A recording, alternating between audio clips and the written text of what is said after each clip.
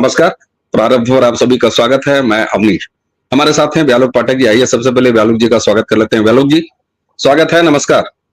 जय सिया राम जी। दर्शकों, दुर्घटना कहीं भी हो सकती है और प्राकृतिक दुर्घटना कहीं भी हो सकती है, ये बात सही है। हाँ, उसके बाद सरकारों का ये रवैया देखा जाता है कि आप उसके लिए कितने तैयार थे। दूसरा, आपने राहत और बचाव कार्य कब शुरू किए। उस सबसे पहले एक बात आ जाती है कि आपने ऐसी दुर्घटनाओं को न होने देने के लिए क्या किया। ये तीन चार चीजें महत्वपूर्ण होती है। हम बात कर रहे हैं केरल के वायनाड, जो कि राहुल गांधी का पूर्व लोकसभा क्षेत्र है, वहां से रिजाइन कर दिया उन्होंने और उनकी बहन वाड्रा वहां से लड़ने वाली है। बहरा वहां पर नेचुरल क्लेमिटी आई, प्राकृतिक आपदा आई, भारी भूस्खलन हुआ और लगभग अब वो आंकड़ा 300 के आसपास मौतों का वो छू रहा है। आदत से मजबूर नए नए एलओपी बने हुए राहुल गांधी और उनके पूरे कुनबे ने, पूरे इंडी अलायंस ने तुरंत मुंह का जो तोप है वो खोल दिया केंद्र सरकार की तरफ। 31 तारीख को हाउस में गृह मंत्री अमित शाह ने यह बताते हुए कहा कि साहब, केवल 4 देश हैं जिनके पास वो अलर्ट सिस्टम है जो आज भारत के पास है इन प्राकृतिक आपदाओं के प्रति। और बाकायदे 1 हफ्ते पहले से गृहमंत्री ने तो रोजनामचा बांध दिया साहब, इस तारीख को, इस तारीख को, इस तारीख को बाकायदे केरल की सरकार को यह सूचना दी गई। चलिए इससे आगे बढ़ते हैं। उसी वायनाड के क्षेत्र में, क्योंकि वायनाड का जो भौगोलिक संरचना है व्यालोक जी, वो इस तरह की आपदाओं को निमंत्रण ही नहीं देता, बल्कि अगर आपदा आ जाए तो भारी तबाही होगी, ऐसा वहां का जो भौगोलिक संरचना है। अकेले वायनाड में 300 ऐसे सेंटर चलाने वाले जो इस तरह की आपदाओं का आकलन करते हैं, एक प्राइवेट बॉडी है, एक संस्था है। उन्होंने वायनाड के जिला प्रशासन को 2 दिन पहले स्पष्ट रूप से मार्क करके जगह बता दिया था कि यहां यहां भूस्खलन और भारी भूस्खलन होगा। वहीं वहीं हुआ भी है। लेकिन केरल की वामपंथी सरकार सो रही थी, या कहें तो अपने फिलोसफिकल आका जो उनके हैं वामपंथ, जो कि हमेशा हिंसा की राजनीति करता है, उसके लिए लाशें बड़ी आवश्यक हो जाती हैं अपनी राजनीति के लिए और अपने हर तरह के क्रियाकलापों के लिए। यानी कुल मिला के अगर मैं ये कह दूं व्यालोक जी कि ये लाशें अगर नहीं हैं तो ये गिद्ध लाशें पैदा कर लेते हैं, हत्या अंजाम दे देते हैं। ऐसे में एलओपी यानी पूरे विपक्ष के नेता, जिसमें केरल की सरकार भी शामिल है, इंडिया अलायंस का हिस्सा है, क्या आपको ऐसा नहीं लगता कि यह प्रायोजित और पूर्व नियोजित जानबूझ के केरल सरकार सोती रही, इंडिया अलायंस के पार्टनर्स केंद्र पर निशाना साधते रहे, दुर्घटना हो जाने के बाद? क्या इसे आप वायनाड में सामूहिक हत्याकांड नहीं मानते या नहीं माना जाना चाहिए? जिन गिद्धों का काम ही लाशों को चीथना और उसी के सहारे अपना पेट भरना है, अपनी आगे की पूरी जिंदगी चलानी है, उन गिद्धों के बारे में हम लोग बहुत कम सोचते हैं और बहुत कम जानते हैं और उससे भी कम बोलते हैं। राहुल गांधी हो या उनका पूरा गिरोह हो, ये जो इंडिया अलायंस बना है वो गिरोह हो, और अब फिलहाल जो कांग्रेस की हालत है, जो मैं बार बार कहता हूं कि उसको कम्युनिस्टों और मुस्लिम लीगियों ने हथिया लिया है। हथिया क्या लिया है, मतलब अब कांग्रेस वही है, वो पूरा का पूरा सिस्टम वही है।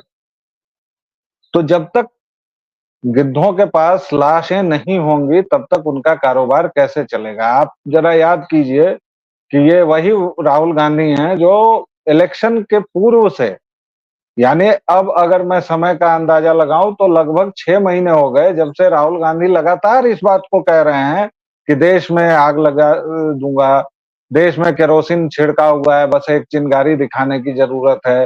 वो चाहे पत्रकारों का नाम पूछें या फिर मान लीजिए कि एक पत्रकार की तो मॉब लिंचिंग के लिए भी उन्होंने उकसाया। ये तमाम चीजें जो हैं वो दिखती हैं कि उनका किसी भी प्रजातांत्रिक मूल्य में किसी भी प्रजातांत्रिक सिस्टम में कोई भरोसा नहीं है और वो सीधे तौर पर यह मानते हैं कि वह खानदानी तौर पर भारत पर शासन करने के लिए पैदा हुए हैं और इससे उन्हें जो भी रोक रहा है वह परम शत्रु है उनका। और चूंकि इसमें नरेंद्र मोदी नाम का एक व्यक्ति सबसे बड़ा रोड़ा है तो वह तो एकदम इनका जानी दुश्मन है और उससे रिलेटेड जो भी लोग इसकी सत्ता वापस लेने में मदद कर रहे हैं वही इसके साथी हैं और बाकी का पूरा देश, जितने भी लोग इसके खिलाफ हैं, वो पूरा का पूरा देश इसको शत्रु दिखता है। इसको ना तो शासन चलाने से मतलब है, ना प्रशासन चलाने से मतलब है। और मजे की बात देखिए कि ये जहाँ की हम लोग बात कर रहे हैं केरल, जो सबसे ओवररेटेड राज्य है, चाहे वो पर्यटन के मामले में हो, चाहे वो शिक्षा के मामले में हो, चाहे वो स्वास्थ्य के मामले में हो, चाहे वो क्राइम के मामले में हो, वो हर एक चीज वहां ओवररेटेड है कि God's own country, God's own country केवल और केवल बसाते गंधाते समुद्री पानी का एक नालों का समुच्चय है जिसको ये लोग बैक वाटर्स करके। देखिए अंग्रेजी के साथ एक हमारी मानसिकता जो हो गई है ना, क्योंकि हम लोग बहुत साल तक गुलाम रहे, 200 साल सबसे ज्यादा गुलाम रहे अंग्रेजों के, नहीं मुसलमानों के उससे ज्यादा रहे, ठीक है, सॉरी रहेगा उसके लिए। तो 300 साल करीब मुगलों के रहे, फिर 200 साल अभी ताजा तरीन हम लोग जो गुलाम रहे वो गोरों के रहे, अंग्रेजों के। तो हमारी मानसिकता ऐसी हो गई है कि अंग्रेजी में आप देखिए शिट बोला जाए तो कोई दिक्कत नहीं है, मैं टट्टी बोल दूंगा तो 10 लोग आ जाएंगे, झाड़ा बोल दूंगा तो और दिक्कत हो जाएगी, पखाना बोल दूंगा तो लोग नाक से कोड़ने लगेंगे, शौच बोलूंगा तो थोड़ा बहुत लोग काम चला लेंगे, मल बोलूंगा तो शायद एक आध लोगों को समझ में भी ना आए, एक आध फीसदी को। लेकिन आप देखिए कि एक शिट के बदले मैंने कितने शब्द बोले हैं, हमारी हिंदी की शब्द संपदा कितनी समृद्ध है। उसी तरह अगर अंग्रेजी के एफ वर्ड का मैं हिंदी में उच्चारण कर दूं तो गुनाह अजीम हो जाएगा। तो उसी तरह बैक वाटर्स कहने से जो फील आती है ना ब्रो, जो टच आता है, वो असल में जब आप जाते हैं केरल के उस इलाके में तो वो जो गंदा हुआ पानी, जलकुंभी और वो हाउस बोट के नाम पर एक पुरानी धुरानी कोई भी नाव आपको दे दी जाएगी जिसमें बैठ के आप वो खाना का इंतजार करते रहिए या जो भी व्हाटएवर। मुद्दा यहाँ एक दुर्घटना का है, दुर्घटना कोई भी है, लेकिन हम लोग बात किसकी कर रहे हैं? विषधर राहुल की। आप याद कीजिए केदारनाथ में जब इसकी मम्मी का शासन था, उसकी मम्मी देश की प्रधानमंत्री थी, और ये फिर मुझे बोलना पड़ेगा कि मैं जानबूझ के बोलता हूँ इसकी मम्मी को प्रधानमंत्री, क्योंकि यूट्यूब का मामला है। और दर्शकों मैं जानबूझ के बोलता हूँ क्योंकि वही प्रधानमंत्री सचमुच थी इस देश की। तब केदारनाथ में बहुत बड़ी त्रासदी हुई थी, आपदा आई थी, लगा था कि शिव का तीसरा नेत्र ही खुल गया है। और 2 दिनों तक इन्होंने राहत की ट्रकों को केवल इसलिए नहीं भेजा क्योंकि उस पर पोस्टर नहीं लगे थे, उस पर बैनर नहीं लगा था और उसको राहुल विंची या उसकी माँ झंडा नहीं दिखा। ये इन लोगों के धतकर्म हैं, इन लोगों का पातित्य है, ये इन लोगों का इस देश के प्रति, इस देश की जनता के प्रति, एक भी आदमी के प्रति। और आज ये कभी किसी मोची के पास पहुंच जाता है, कभी कहीं खड़ा हो जाता है। 3 दिन के बाद साहब ये वायनाड गया है और यहाँ वहां ये शूटिंग करा रहा है। 232 कैमरे थे इसके साथ। और ये लोग कभी कहा करते हैं प्रधानमंत्री के बारे में कि ये व्यक्ति तो माँ से भी मिलने जाता है, तो जब उनकी माँ थी, अब तो खैर स्वर्गीय हो गई, लेकिन तब भी इन्होंने नहीं बख्शा। कल तुम 232 कैमरे लेके काहे गए बे? क्या करने गए थे? मुझे बताओ जरा। तो ये हम किससे एक्सपेक्ट कर रहे हैं? तो इसलिए विषधर का जो काम था उसने वही किया, वो गया, करवाया, और आगे जैसे जैसे हम लोग बात करेंगे और भी परतें खुलेंगी। बिल्कुल। और कुछ फैक्ट यहां पर सामने रख दूं, 2020 में केरल आपदा प्रबंधन प्राधिकरण ने साफ तौर पर कहा था कि वायनाड के उसी इलाके में जहां भारी भूस्खलन हुआ है, और उससे लगभग ये संख्या अब 300 से काफी ज्यादा ऊपर जाएगी, ऑफिशियल हालांकि 275 के आसपास अभी तक की टैली है, कि 4000 परिवारों को वहां से हटा दीजिए, ये खतरे की जगह पर बसे हुए हैं। सांसद तेजस्वी सूर्या ने एक बड़ी ही आधार वाली बात कही है और वहां के वन मंत्री, केरल के वन मंत्री ये मानते हैं, इसको इंडोर्स कर रहे हैं। कहा क्या है कि सूर्या ने ये कहा है कि साहब ये हटाते कैसे, ये 4000 परिवारों वाली जो आबादी है वायनाड में, ये मजहबी अवैध अतिक्रमणकारी हैं जो वहां पर ढलानों पर बसे हुए थे, कच्ची ढलानों पर बसे हुए थे। और वन मंत्री ने केरल सरकार के ये माना है कि हाँ साहब, हम नहीं हटा पाए इन अतिक्रमणकारियों को, और इन्हीं के लिए ये चेतावनी जारी की जा रही थी बार बार केंद्र सरकार द्वारा भी, और वहां पर 300 की संख्या में ऐसे सेंटर चलाने वाले जो चेतावनी जारी करते हैं। ये बेहद महत्वपूर्ण पक्ष है व्यालोक जी, कि वहां पर कम से कम ये सोचना चाहिए। हालांकि आंख नहीं खुलेगी, हमारे यहां कहावत है, सावन के अंधे को सब जगह हरा हरा दिखाई देता है, लेकिन जो हरी आंख वाले अंधे हैं, जिनको इनमें अपना खुदा दिखाई देता है पृथ्वी पर, उनको ये बात समझ में नहीं आएगी। आज आईने देखो, और हे अवैध अतिक्रमणकारी मजहबियों, सोचो, जो हरा झंडा तुमने फहराया था वायनाड में राहुल गांधी के लिए, राहुल गांधी और उसके इंडी गठबंधन की सरकार, जो केरल की राज्य सरकार है, उसने यह मानव निर्मित आपदा कराई है और यह हत्याकांड है। तभी मैं बार बार दोहरा रहा हूं, यह हत्याकांड है। 4000 वो परिवार जिनमें से ज्यादा मौतों की संख्या होगी। और आप देखिए साहब, ये हमारा संस्कार कहता है, ये वही वायनाड है। मैंने चाहते हुए भी दर्शकों इस बात को भूल नहीं पा रहा हूं कहने को, अगर तुम्हारी भाषा में जवाब दिया जाए, तुम्हारे इकोसिस्टम की भाषा में अगर व्यालोक जी इनको जवाब दिया जाए, तो ये वही वायनाड है जहां की सड़क पर गाय काटी गई थी। नहीं, वो लेकिन हमारे ये संस्कार नहीं, लेकिन हमारे ये संस्कार नहीं है व्यालोक जी, हमारे ये संस्कार नहीं है कि हम ये कहेंगे कि राहुल गांधी तुम वायनाड के लिए पनौती हो, तुमने अपने ही वोटरों की हत्या की है, और तुम्हारी इंडी गठबंधन की एलाई, जिसके साथ वो वामपंथ, जिसके साथ तुम्हारे अवैध राजनीतिक रिलेशनशिप रहे हैं, लिविंग रिलेशनशिप रहे हैं, उनके साथ तुमने मिलकर वायनाड में इस सामूहिक हत्याकांड को अंजाम दिया है। जी व्यालोक जी, कुछ कह रहे हैं आप? नहीं, मैं ये कह रहा था कि हमारे संस्कार हमें रोक देते हैं, लेकिन इनको ये तो कहना ही पड़ेगा कि ये वही जगह है जहां इन्होंने बाकायदा बीफ के नाम पर कैंपेन चलाया था अवोध, और उसको लेके सड़क पर दौड़े थे। क्या मजाक है भाई, क्या कमाल है। और अवैध अतिक्रमण से तो इनका हमेशा से प्रेम रहा है, किस जगह इन्होंने नहीं बसाया है। और अभी देखिए वायनाड, रायबरेली, इस बार की जीत के बहुत बड़े गुण गाए जा रहे हैं ना, कि बहुत ये हुआ। अभी 2 दिन पहले, 3 दिन पहले ही तो पता चला है कि 20,000 अवैध नाम जोड़े गए हैं। केवल एक आदमी ने ये कर दिखाया। मतलब आप ये समझिए कि जो कांग्रेसी इकोसिस्टम नसों में है, जड़ों में है। मैं तो इस बात के लिए आश्चर्यित हूं अवनीश भाई कि 10 साल मर्दे सरकार चल कैसे गई, एहू बेर कैसे जीत गए।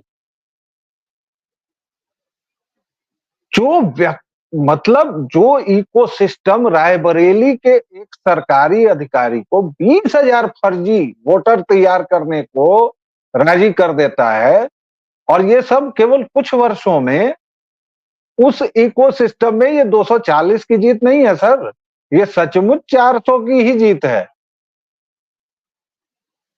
अब रायबरेली का क्या होगा, योगी बाबा हैं, उनसे हमारी पूरी उम्मीद है, और उस अफसर के प्रति सहानुभूति भी है थोड़ी बहुत, क्योंकि अब क्या क्या एक्शन होगा वो तो देखने की बात है। लखनऊ के गोमती नगर वाली घटना पर एक्शन और रिएक्शन तुरंत हमने देख ही लिया है, तो उस ऑफिसर से भी थोड़ी बहुत सहानुभूति है कि कहां कहां बुलडोजर चलेगा, क्या होगा, देखने की बात होगी। लेकिन अवैध अतिक्रमण से इन लोगों का बड़ा प्रेम है साहब। दिल्ली में आप जाइए, बांग्लादेशी रोहिंग्या, मुंबई जाइए आप, बंगाल की तो खैर हालत ही मत पूछिए। बंगाल तो खैर अब एक मुझे लगता है कि उसको अगर उस वहां काबू करने की कोशिश की जाए तो वहां लगभग हिमंता टाइप के एक कुशल प्रशासक को या योगी टाइप के एक कुशल प्रशासक को भी 3-4 साल 5 साल लगेंगे। जैसे हेमंता अभी भी जूझ रहे हैं और अभी भी वो कह रहे हैं कि हम लोग वाकई संकट में हैं और हम लोग अल्पसंख्यक होने की राह पर हैं। सोचिए, एक व्यक्ति जो लौह इरादों के साथ पिछले कुछ वर्षों से शासन चला रहा है और वह व्यक्ति अगर ये कह रहा है, तो सोचिए कि हमारा कैंसर इस समाज में, इस देश में किस हद तक फैल चुका है, हमारा शरीर कितना आक्रांत हो चुका है उससे। और ये इन कांग्रेसियों की, लीगियों की और कम्युनिस्टों की ये पुरानी आदत है। जब इन्होंने देखा कि जनता से इनको रिजेक्शन मिल रहा है, जब इन्होंने देख लिया कि अब नरेंद्र मोदी को ये सीधी फाइट में नहीं हरा पा रहे हैं, तो तैयारी भी इन्होंने बहुत पहले से शुरू की होगी। अवनीश जी, भाई आप दिल्ली के हिंदू विरोधी दंगे देख लीजिए, उसमें क्या था, तैयारी तो चल रही थी ना, छतों पर असलाहा जमा था, पत्थर जमे थे और क्या क्या था। ताहिर हुसैन इनका पार्षद था। बंगाल में एक पार्षद है जो स्वीकारती है कि भाई मैं तो बांग्लादेश से आई हूं, मैं तो घुसपैठिया हूं और मेरा काम ही यही है। इस देश की एक मुख्यमंत्री कहती है, जियादन ममता बानो, कि हम इस जो भी संकट से घिरा हुआ आएगा उसको हम शरण देंगे। क्यों देंगे? और सीएए पर क्या राय है बीबी जी? तो सीएए पर उनकी क्या राय थी वो सब जानते ही हैं। मतलब आप रंग देखकर, नाम देखकर और मजहब देखकर ये तय करेंगे कि शरणार्थी कौन है, शरण की किसको जरूरत है। ये भी बिल्कुल ठीक मजेदार बात है। और मजेदार ये भी है व्यालोक जी कि अब पश्चिम बंगाल के बारे में ये कहा जाने लगा है कि पश्चिम बंगाल एक ऐसा राज्य है जहां अवैध घुसपैठिए ये डिसाइड करने की स्थिति में है कि वहां सरकार किसकी बनेगी। खतरे कितने बड़े हैं जब यूनाइटेड नेशन की आईएसआईएल, अलकायदा और इससे जुड़े हुए लोगों और संस्थाओं पर नजर रखने वाली एक जो कमेटी है, उसने अपनी 34वीं रिपोर्ट मंगलवार को, बीते मंगलवार को उन्होंने यूएन को सबमिट किया। और उसमें ये फाइंडिंग है उनकी साहब कि Islamic state and Iraq and the eleventh Khorasan ISIL के इन्होंने भारत में बड़े पैमाने पर हमले न कर पाने के बावजूद निराश नहीं हुए हैं, बल्कि अपने आकाओं के माध्यम से ऐसे इंडिपेंडेंट स्लीपर यूनिट्स और लड़ाकू की भर्ती करना चाहते हैं जो अपने स्तर पर भारत में आतंकी घटनाओं को अंजाम दें। एक तरफ ये रिपोर्ट की ये फाइंडिंग ये भी कहती है व्यालोक जी कि पिछले 10 सालों में नरेंद्र मोदी पार्ट 1, पार्ट 2 और अब ये पार्ट 3 चल रहा है, यानी कि इनके इरादे सफल नहीं हो पा रहे हैं, तब ये अल्टरनेट स्ट्रेटजी पे काम कर रहे हैं, लेकिन काम चालू है। और यहां पर तेजस्वी सूर्या ने अगर ये आरोप लगाया है, और मैं स्पष्ट कह रहा हूं, फिर कह रहा हूं, पब्लिक डोमेन में है, दर्शक हमारी बात पर भरोसा न करें। हालांकि हमारे सभी सम्मानित दर्शक हमारी बात पर भरोसा करते हैं, क्योंकि हम बिना आधार कोई बात नहीं करते व्यालोक जी। जब वहां का वन मंत्री केरल सरकार का इस बात को इंडोर्स कर रहा, हां साहब हम नहीं हटा पाए, ऐसे में एक तरफ मजहबियों की अवैध एक बड़ी संख्या तैयार करना, ये केवल वेस्ट बंगाल के बारे में नहीं है, ये केवल असम के बारे में नहीं है, ये केवल जम्मू कश्मीर के बारे में नहीं है। अरे साहब उत्तर प्रदेश देखिए, आप कोई भी एनसीआर का पूरा इलाका देख लीजिए, आपने जिक्र कर ही दिया साहब, हर जगह इन अवैध बांग्लादेशी या रोहिंग्या घुसपैठियों या मजहबी घुसपैठियों का बोलबाला है। लोग बड़ी आसानी से ये सवाल उठा देते हैं साहब, और ठीक है, हमें उनका सम्मान भी करना चाहिए, क्योंकि ये आवाजें भी बेहद महत्वपूर्ण है कि 10 साल से आपकी सरकार है, हमारी सरकार है, हटा क्यों नहीं रही। एक लंबा प्रोसेस है साहब, इसमें भी समय लगता है। लेकिन मैं फिर उसी बात पर वापस आऊंगा कि क्या यह केंद्र सरकार को, और इसमें जब मैं ये कह रहा हूं तब इस बात का भी ध्यान रखा जाना चाहिए कि अचानक रेल दुर्घटनाएं बढ़ रही हैं, और कल ही उत्तर प्रदेश में एक यूट्यूबर गिरफ्तार हुआ है साहब, जो उकसाने की स्थिति में वीडियो बनाता है, जो इस तरह के वीडियो बनाता है कि उसको थोड़ा सा अगर आगे बढ़ा के अगर कोई काम कर दिया जाए तो ट्रेन दुर्घटना हो सकती है, उसकी गिरफ्तारी हो गई है। ये सिलसिलेवार जिस तरह की बातें हो रही है, सदन में, संसद में जिस तरह की अराजकता हो रही है, सड़क पर अराजकता हो रही है, आपने बहुत अच्छी तरीके से शुरुआत में इस बात को इंगित किया कि राहुल गांधी जब कहते हैं कि हर तरफ किरोसिन फैला होगा, सिर्फ माचिस जला के माचिस की तीली फेंकने की आवश्यकता है। ये इस स्तर तक जा रहे हैं। और क्यों नहीं हत्या, सामूहिक हत्या का मुकदमा चलना चाहिए केरल के मुख्यमंत्री पर, वहां की सरकार और जिम्मेदारों पर, वायनाड के डीएम पर, और वहां जो जनप्रतिनिधि रहे हैं राहुल गांधी, इन सबों पर। ये गैर इरादतन नहीं, मैं 304 नहीं कह रहा हूं, मैं 302 कह रहा हूं। इरादतन हत्या का मुकदमा बनता है कि नहीं बनता है? ये मुकदमा बिल्कुल बनता है, और इसको राजनीति में इसीलिए उलझाया जा रहा है कि उन बातों को डाइल्यूट कर दिया जा सके जो सबसे महत्वपूर्ण बातें हैं। पहला मामला है आपके घुसपैठ का, आपने बहुत सारे नाम लिए। खतरा आपके हमारे घर तक पहुंच चुका है। आप बिहार का मामला लीजिए, आप पूरा सीमांचल आपका गया, सीमांचल को हम लोग गया हुआ मान ले रहे हैं कि सीमांचल जा चुका है, लेकिन मिथिलांचल भी गया। भाई साहब, एक तरफ से ईसाई मिशनरी हमला कर रहे हैं और दूसरी तरफ से मुल्ला जी लोग घुसे चले आ रहे हैं। कोई बर्मा से चला आ रहा है, कोई बांग्लादेश से चला आ रहा है। दिक्कत यह है कि बिहार में तो खासतौर से क्योंकि पलायन का रोग बहुत ज्यादा है, तो हमारे गांव के गांव खाली हैं, और अब धीरे धीरे पता चल रहा है कि उन गांवों से ये रोहिंग्या और इसकी आबादी आ रही है। तो ये जो केरल में हुआ है अवैध अतिक्रमण, घुसपैठ, मजहबी लोगों को जबरदस्ती घुसाने से, ये तो हुआ ही है। और इन पर 302, 304, इन पर कठोर कार्रवाई सबसे ज्यादा जरूरी है, क्योंकि ये लोग पूरे देश को अस्थिर करने का षड्यंत्र कर रहे हैं। और मेरी तो इस केंद्र सरकार से केवल यही अपेक्षा है कि ये कम से कम इस जमूरे को बंद करें, इसके मुकदमों का फैसला करें, ताकि ये पूरे देश को जो आग लगाने जा रहा है वो न लगे। लीजिए, आपकी कही हुई बात न जाने कितनी असर करती है, कम से कम राहुल गांधी के संदर्भ में।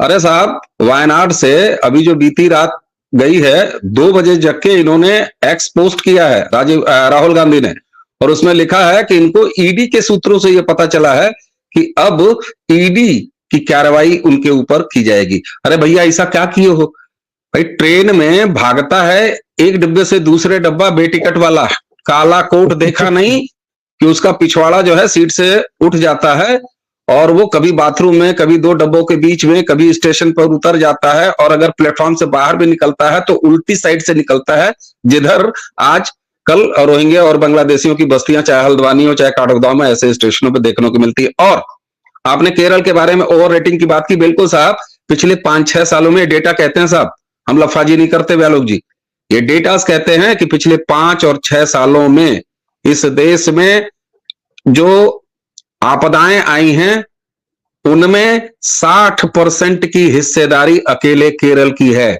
10 में से 6 ऐसी आपदाएं केरल में आई हैं, चाहे वो भूस्खलन की हो, चाहे वो कटाव की हो, चाहे इस तरह की कोई भी दैवीय आपदा रही हो। एनडीआरएफ की टीमें वहां पर हैं, राहत और बचाव कार्य हो रहा है।